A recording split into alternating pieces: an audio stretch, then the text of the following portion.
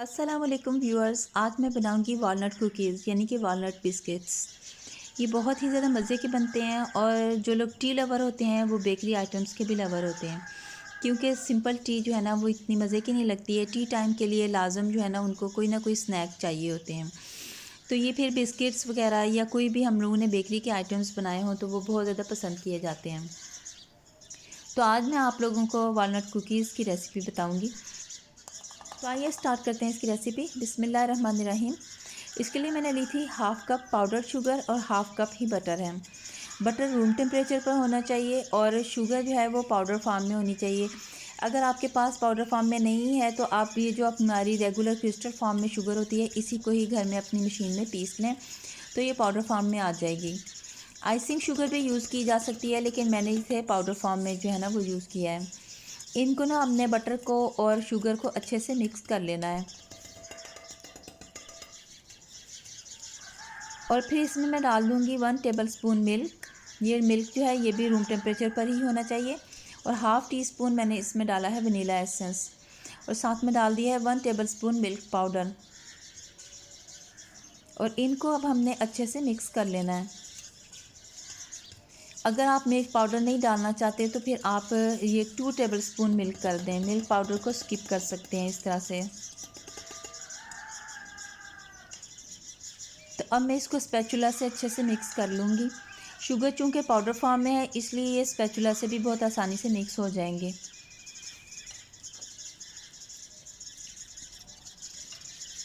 और अब मैं इसमें डाल दूँगी 1 कप ऑल पर्पस फ्लोर यानी कि मैदा, और इसको ना हमेशा छान कर ही लेना चाहिए। तो या तो आप जब मैदा मंगवाते हैं तो उसी वक्त ही सारा मैदा जो है एक दफ़ा ही छान के रख लें। अगर एक दफ़ा ही छान के नहीं रखना होता तो जब भी यूज़ करें उस वक्त छान कर ही लेना है।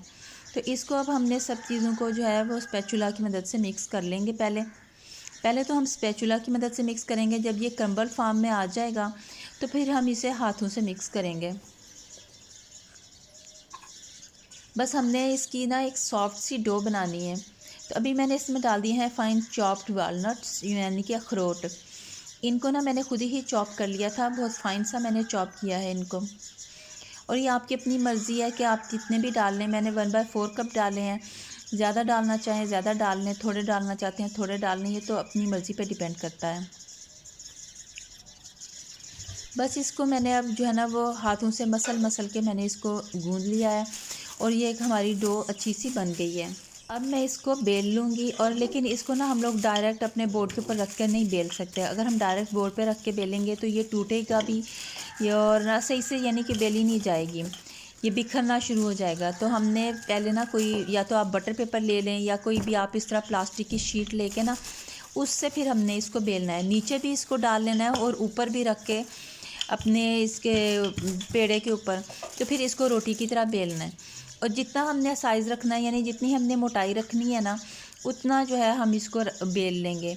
मैंने इसको हाफ़ इंच के बराबर जो है ना वो बेल लिया था, यानी कि इसकी मोटाई हाफ़ इंच है। अब मैं इसकी कटिंग कर लूँगी। ये मेरे रेक्टेंगुलर शेप का कुकी कटर है, मैं उससे कर रही हूँ। अगर वैसे ये नाइफ़ से भी किया जा सकता है। अगर ये नाइफ़ से हम जो है ना वो इक्वल साइज़ के बिल्कुल कटिंग आप कर सकती हैं तो वो भी आप कर लें, तब भी बिल्कुल इसी तरह की कटिंग हो जाएगी इनकी। और मैं स्टार शेप में भी कटिंग करूँगी। तो आपकी मर्ज़ी है कि आप जिस तरह की भी मर्ज़ी करना चाहें आप कर सकते हैं। नाइफ़ से भी कर सकते हैं। इसके अलावा अगर घर में कोई और चीज़ हो, कोई कटोरी वगैरह या कोई ग्लास, उसकी मदद से भी हम इसकी कटिंग कर सकते हैं। मैं तो ना घर में बहुत से हर यानी कि तकरीबन डेली बेसिस पे हमारे घर में ना बिस्किट्स बनते रहते हैं मुख्तलिफ़ किस्म के, क्योंकि हम लोग भी चाय जब पीते हैं तो उसके साथ कोई ना कोई चीज़ जो है ना वो होना ज़रूरी होती है, तभी चाय का मज़ा जो है ना वो दुबाला होता है। और ये बनाने में भी बहुत ज़्यादा आसान होते हैं, इकोनॉमिकल भी होते हैं, टाइम भी बिल्कुल ज़्यादा नहीं लगता, बहुत थोड़े से टाइम में जो है ना बन जाते हैं। हार्डली हमें जो है ना वो 25 से 30 मिनट लगते हैं ये सारा काम करने में, बेक भी हो जाते हैं इतनी देर में। तो ये बहुत ज़्यादा आसानी से बन जाते हैं, बनते भी बहुत ज़्यादा मज़े के हैं और घर वालों को भी बहुत ज़्यादा पसंद आते हैं। तो आप भी ज़रूर इस किस्म की रेसिपीज़ जो होती है ना इनको ट्राई करते रहा करें, लेकिन रेसिपी जो होती है ना उसको फुल फॉलो किया करें। आप लोग रेसिपी को फुल फॉलो नहीं करते, फिर अगर सही नहीं बनता तो फिर कमेंट्स आना शुरू हो जाते हैं कि हमारा तो सही नहीं बना था।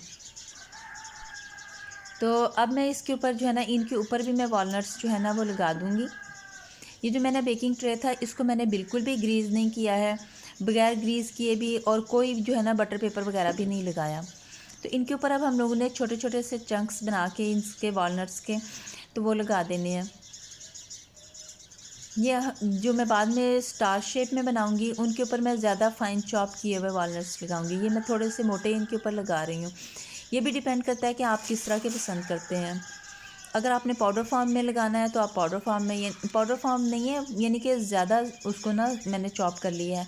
ये जो मैंने अभी लगाए थे वो मैंने थोड़े से ना मोटे मोटे रखे थे। तो ये जो स्टार शेप में है, अगर आपके पास कोई और भी इस तरह की शेप्स वाली हों, कटर्स वगैरह या कुछ भी, तो उससे आप बनाएंगे ना तो बच्चे ये फिर बहुत ज़्यादा पसंद करते हैं।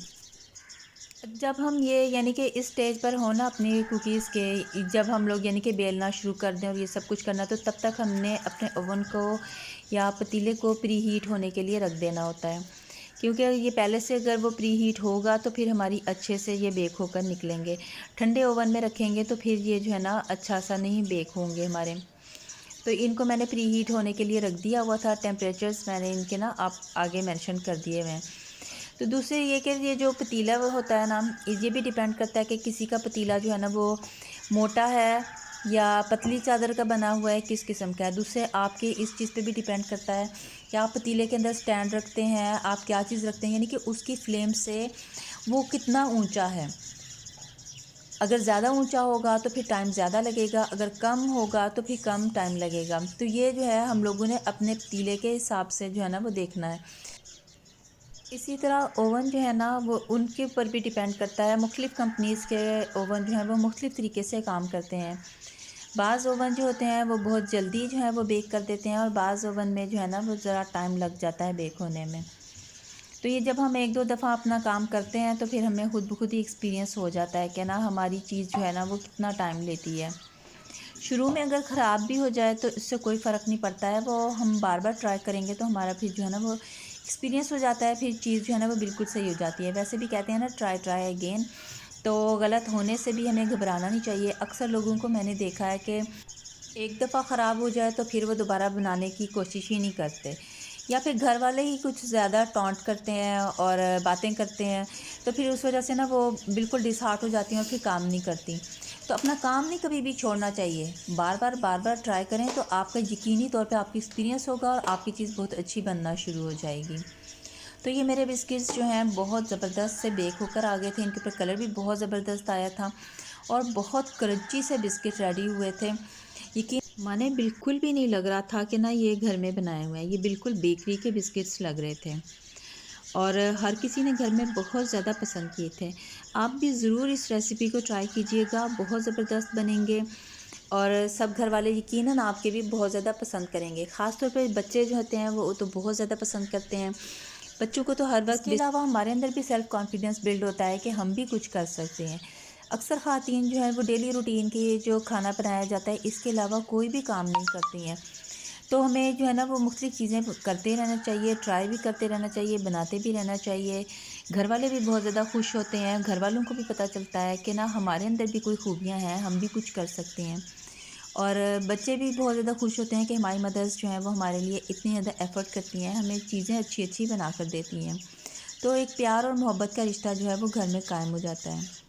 तो मैं उम्मीद करती हूँ आपको मेरी आज की वीडियो बहुत पसंद आएगी। ज़रूर इसको लाइक एंड शेयर कीजिएगा।